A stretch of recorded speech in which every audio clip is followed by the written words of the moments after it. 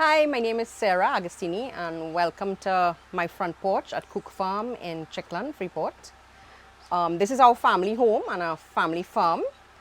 Our final picture is really, we want a living ecosystem that provides food for our family, that sets an example for our community of the possibilities, that it really is possible to live in a way that does not impact the world negatively, that impacts the world positively, that creates a lifestyle that's not as intense or wearing on a person, that you can really, in your day-to-day life, you can really thrive. You don't have to be under a constant sense of struggle and barely keeping up. This journey really started, I guess, about 2009, 2010. I was homeschooling my two youngest sons and we got into looking at permaculture. And from then it sort of just percolated in our minds. We also were always interested in living a more rural life, being less tied up in the wheel, so to say. At the time, we were living in Port of Spain and trying to sort of figure out how we would transition to out here. Everybody had jobs or school or things going on. And eventually we just said, you know what? The only way to do it is to do it. So we got pen to paper. We started just drawing out ideas of a house, of what we thought we could do with. We also had in mind that we really wanted a much simpler life. We wanted to, I guess in a sense, detox and challenge ourselves to see what's the least we could live with. What's the simplest life we could live but still be comfortable. So we started with house plans, just sketching things that we thought would work. Got a huge surprise as to what that would cost, and then just sort of whittled it down until we came up with this simple 20 by 20 wooden structure that fit everything that we needed, situated on the land with the wind direction, sunrise, sunset, and also with that big beautiful immortelle tree that we knew we wanted to see every day, and with the river in front of us. And we just got it. We got a couple contractors to come out and look, and we actually got it done. We never thought it would happen, and we just did it. Everybody was like, you can't live in 20 feet by 20 feet. And we said, well, we're going to find out. And it actually has turned out to be extremely comfortable, very practical. I actually can't imagine taking care of more than this now. And yeah, so we just came and we said we knew we wanted to do permaculture. We knew we wanted to live a simple life, and we knew that the land that we own, we wanted to really take full ownership of the space and regenerate it, bring it back to its full natural state. It's been a very slow process, but it's really been important to us along the way that everything we install or do is really got a long-term purpose, that before we do anything, we think, okay, where is it going to be 25 years from now, 30 years from now? What impact is this going to have? Really, the initial part for us was getting ourselves set up that we could live here comfortably, and then starting to really bring in fertility. So bringing in organic matter, building compost, bringing in ruminants, animals that are eating off the land and then depositing their waste and fertilizing the land. Hi, my name is Matthew Agostini. This is Kook Farm, and I'm going to take you on a little tour today to see what we got going on. First thing we have here is our pond. When we first came to this land, all here was just bamboo, and we dug out this pond here so that we could have somewhere to store water, to create like a home for the wildlife and bring animals in and stuff like that. So all the water, lots of water comes off the hill when it's raining. It's like rivers coming down the hill. So we put in some drainage and stuff, and we have like catchments, like right here is, on this side has a big hole, on this side has a big hole, to try and slow the water down, keep it in the land a little bit, and then store it in the pond here. This is a vetiver system that we put in around the pond, which is very important because we dug out the pond and then we built up that bank over there with the mud that we dug up. And the vetiver, having very strong fibrous roots that go very deep, is what's actually holding that bank on that side especially, although we put it in right wrong. So vetiver is a type of grass. It has many uses. They use it to make stuff like hats and different things you could use it to make. Some people put the roots, use the roots for the smell, like some people put it in their closet and then it has a real nice smell like perfume. And we also use it for biomass because it grows very quickly and you could cut it, use the biomass within our gardens and other places that we need organic matter. So every couple months we would cut down everything and then rake it up and use it on the farm. Sometimes we might leave it there because sometimes like every third time we cut it, we would leave it there because we don't want to take everything from the soil. We want to make sure and build back soil, always build in soil. So as a regenerative space where we're really conscious of taking care of the land, the permaculture principles really give us tools to put that into place to really action the behaviors that we want. I mean, many of the principles are part of our everyday life and part of our agricultural endeavors. So whether we are using more sustainable items in the house, for example, we really don't use any cleaning products. We use white vinegar and dish soap, and that's it. We use a very clean laundry detergent because all the water coming out of our houses go back to the land, and we really want to make sure we're not having any negative impact on the microbiology in the soil. All our food waste, all our organic waste from the house goes up to the farm where it's composted or fed to the animals. And we actually also have a human manure system where we compost out our human waste. So we don't have a water flushing toilet, we have a composting toilet where we basically save our human waste, put it together with carbon and compost it out, and then it's later on reapplied to the land. Not in areas where we are producing food, but just areas further out on the farm where we have trees growing and we're really just producing lumber or regenerating the soil. So we're really trying to have as little waste as possible and have everything put to another use. And when we first came, again, all here was just bamboo, like literally bamboo, nothing else. We have a small forested area over here with some trees and things, but mostly just bamboo. So the first 2 years was just clearing, building the infrastructure for our animals. We had some cows walking around fertilizing the land for us. On this side here we have sheep. We just have 4 sheep right now, and then chickens and pigs. And in the back we have some ducks. You want to check out the chickens first? You want to check out the chickens? Our farm is really right now at the very, very beginning stages where we need to just focus on building fertility so that that ecosystem can grow and evolve. So initially the first thing we did is we got chickens. I guess for 2 reasons. They're great for building compost. They're also a great source of protein, and their eggs are a great source of protein, and they're also a form of income for the farm because yes, everything does cost money at some point. It's not just candy canes and rainbows. So the eggs really are our form of income at the moment, and the coop is our real fertility generator. We also ourselves want to have a good source of meat for us to have as a family, so we decided to bring on pigs. We want to have the opportunity to eat clean, healthy, organic food. Pigs is something that can be done in this size farm. It's only 6.5 acres, so we have to be careful what we choose. We did additionally have cows, which was a fantastic experience. We really enjoyed the dairy products. We enjoyed the learning process.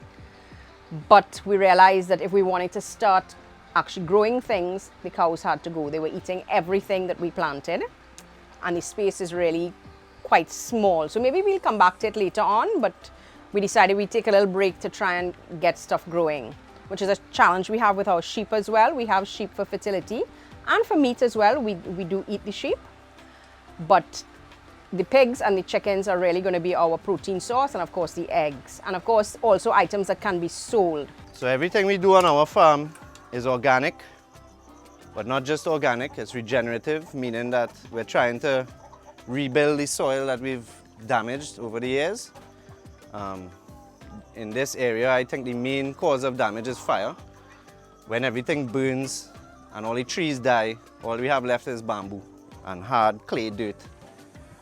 So by utilizing our chickens to create an organic fertilization program and to recycle organic matter from our farm and stuff to rebuild soil is like the main goal of the chickens. Like the main reason for the chickens for us is fertility for the land.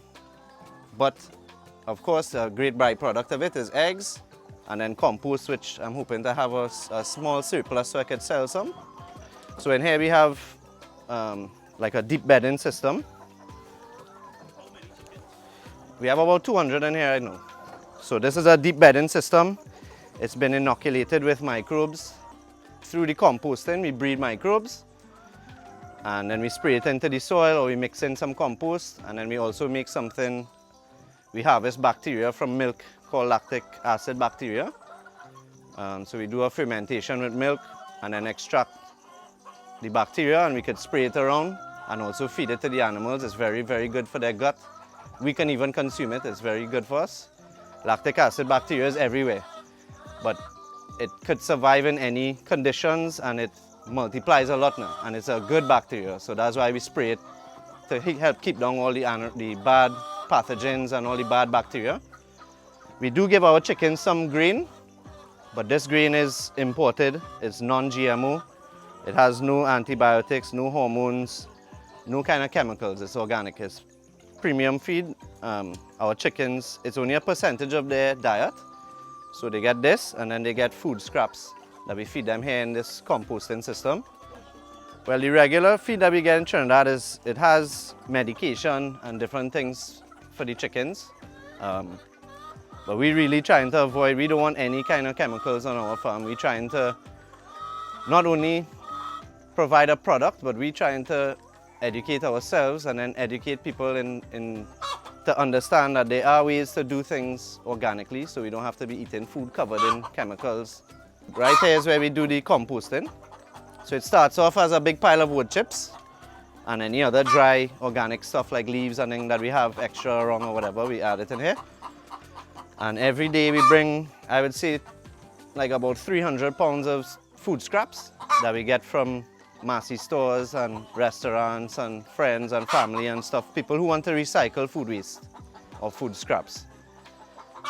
When people think about food scraps, they might think, well, that's rotten food that's smelling stink. But how it works is, because this is a huge pile of carbon or dry organic material, and the chickens poop on it, and then we add food waste, and the poop and the food waste are both high in nitrogen.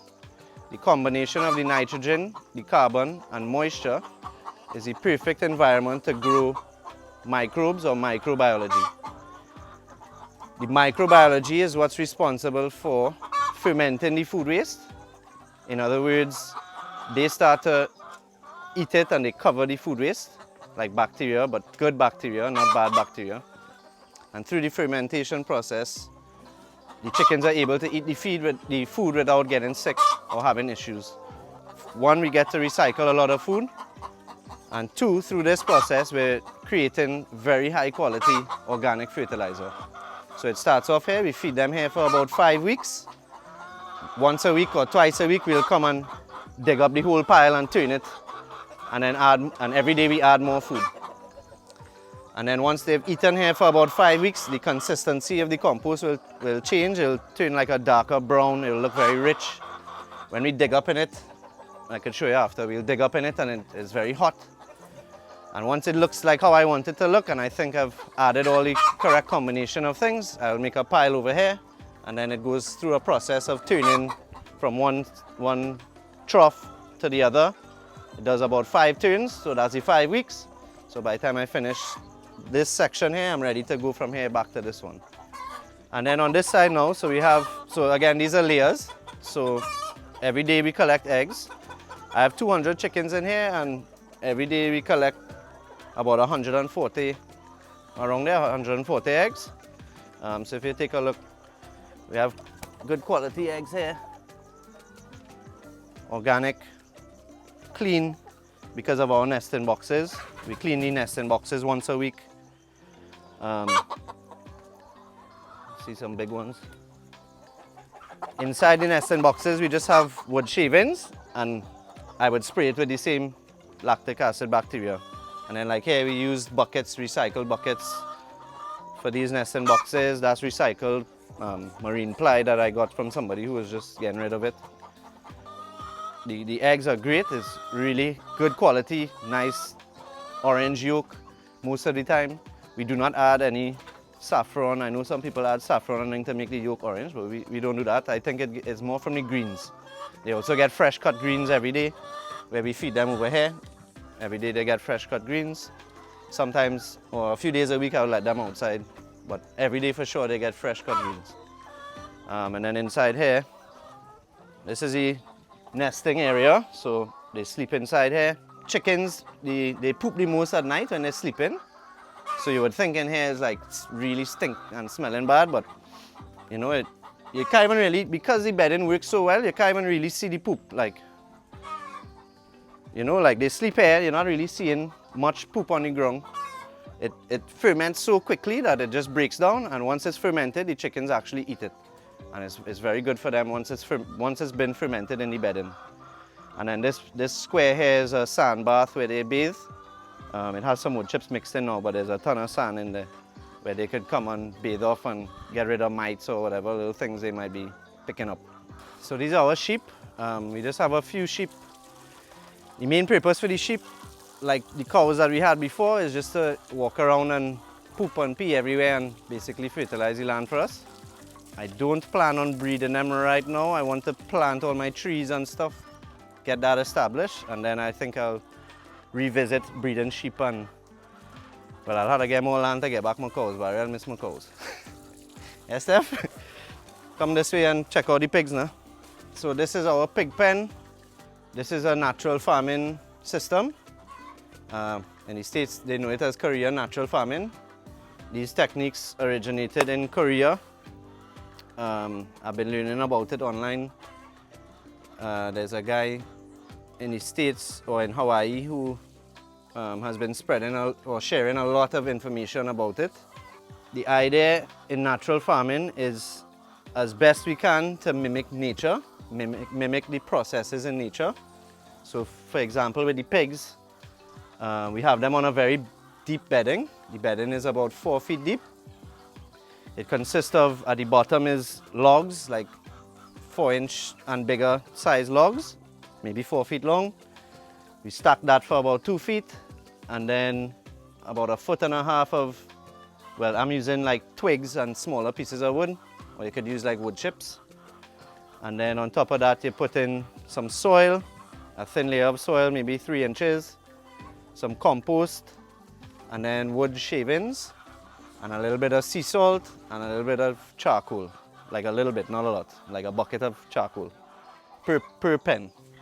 And what happens is, because pigs dig a lot like chickens, this system works because through them, they naturally dig like in the forest. Oh, so this is meant to mimic the forest floor, right?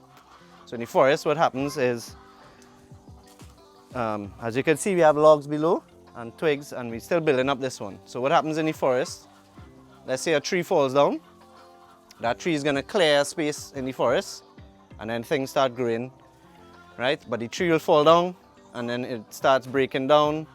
Things like wild hog and thing will come and dig up and mash it up and essentially help to turn the tree into soil. So the idea here is that we've mimicked the floor of the forest. We've made it a bit deeper because we plan to keep the pig here in this one pen. And because they dig, they help to aerate it. They add air into it, and like how we do in the compost and we turn the compost. They aerate it, they poop on it, and they pee on it, which adds the nitrogen, and they mix it up. And because of that, and because we're essentially making compost right beneath their feet, we don't get any bad smells, we don't have to remove any waste, we don't have to hose down, we don't get no flies. It's really nice to see the pigs just happy. They get to dig in the ground, they're not on concrete, they get to dig, which is really an important thing for pigs naturally. And they just seem very happy. I mean, I'm not hearing them, they're just chilling right now, not smelling nothing. Be careful, this first one, she likes to jump up and thing.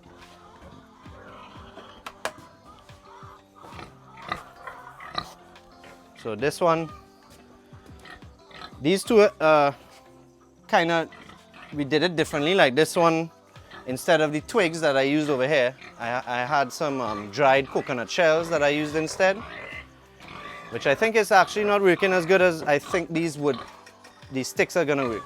Because it has so much more air, like the coconut kind of presses together and it's hard to keep the air in it, whereas the little wood chips and thing is much more airy. So as you could see, I have not cleaned any manure out of this pen. And if you look now, you're only seeing little pieces. And the reason is because of the microbiology in the bedding. As soon as the animal defecate, or whatever the word is, and drops their poo, within minutes the biology has begun to break it down and ferment it. And once it's fermented, the pigs will actually eat it and eat the bedding as well, with all the fermented biology in it. Big boy, this is Bubba, he's our meal. So another part about this is I can't let the bedding get wet. So that's why I've set up a trough over here. Pigs love water, so they have a nipple there where they could drink. And they're very smart. They would hold down the nipple and drain water into this drum here and fill it up a little bit, and every day we come and bathe them over the drum. So they get a little wet. Hey buddy. What is the purpose of these pigs? So I'm breeding these pigs so I could sell pork. Hopefully by the end of the year I'll have some pork. But hopefully the best pork in Trinidad, clean, you know. This is going to be our first year that with the coming rainy season, we're hoping to get a garden started. We do have a small kitchen garden around our house. It's done in raised beds and we do maintain that and we do eat out of it quite a bit. But we're really looking to try and see if we can get a full garden going where we're providing fresh produce for our family and to have a small surplus to sell as well. So this is where we have our ducks. It's right next to our chickens. When we first built this chicken coop, we planted a syntropic system here. So it's sort of a mini forest. We've since added chickens and ducks here, so it's not looking as nice as it was before. But the idea behind it was to try and grow as much fodder and stuff as we could for the animals just right here. Using syntropic farming, you can grow a very large amount of plants and diversity in a smaller space. So that was the idea, to try and grow all the greens we need for the chickens and stuff. As soon as the rain comes, this is gonna just explode. It's only because it's been so dry, it looks a bit kind of down now. My duck system, I don't plan on keeping them here. I just put them here because I got some ducks and I just wanted them to start multiplying. But there's a small pond over there on the other side of the road where I plan to fence off a kind of large area going up the hill there where we'll put the ducks. And I have to do some research into the actual natural farming of them. I don't know too much as yet, but that's one of my projects that I'm working on right now. For me, because we're doing permaculture principles, right now the main thing for the ducks is another income stream, because nothing that we do is on a large scale. Everything is on a smaller scale with a lot of care and attention to detail. So hopefully in the future I'll have very high quality local duck meat. Right now we're producing eggs, which we have a home delivery system where you can have eggs delivered to your home if you're in Port of Spain. We also have a couple retail stores that carry our eggs. We have Harry's Mini Mart in Blue Range, Mandarin in St. Anne's. We have Moda Live in Valsayn and Mole Marketplace in Pitti Valley. We also make a homemade yogurt that we sell in reusable glass bottles, so we only do those by home delivery. What we do is we charge a deposit on the bottle. Once you return the bottle, we don't charge again. You get that discounted. If you want to keep the bottle, you can keep the bottle and buy a new bottle every time if you prefer. But the idea really is to reduce waste. I mean, there is a lot of yogurt available in Trinidad, but it's all packaged in plastic. So this is just another opportunity for you to make a consumer choice where you're reducing your waste. So you can reach us on Instagram and Facebook at coop.farm, or you can also WhatsApp us as 370-3035.